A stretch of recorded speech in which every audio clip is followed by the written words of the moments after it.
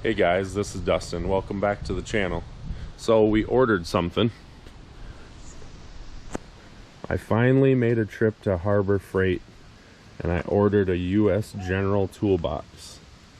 Now I've never had one of these before, but they seem like pretty good quality, especially for the money.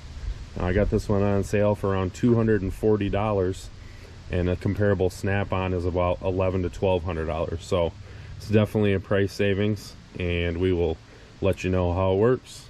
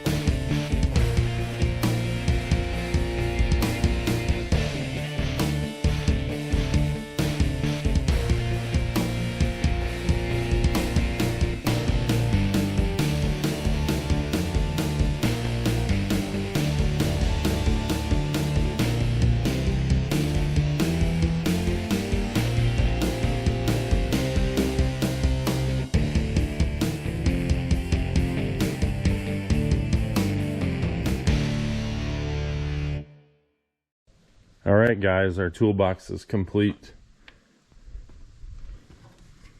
Our 5-drawer. Each of these lock, plus it's got a lock for the top. I really like this new stone gray color they came out with. Overall, this looks like a pretty nice toolbox, especially for the price. I'm going to use this as basically an auto detailing cart. Anything I use for washing equipment, washing vehicles, things like that. Should work pretty nice. And I'll show you what we're going to put in there next. Alright, we got it loaded up. Surprisingly, I have way more extra space than I thought I was going to. So this drawer here, we just got interior brushes, things like that. Both of these, still free space. As you can see, the whole top is still free to use as a workspace, to hold things while you're working, or I'm sure I'll have more to add to it later.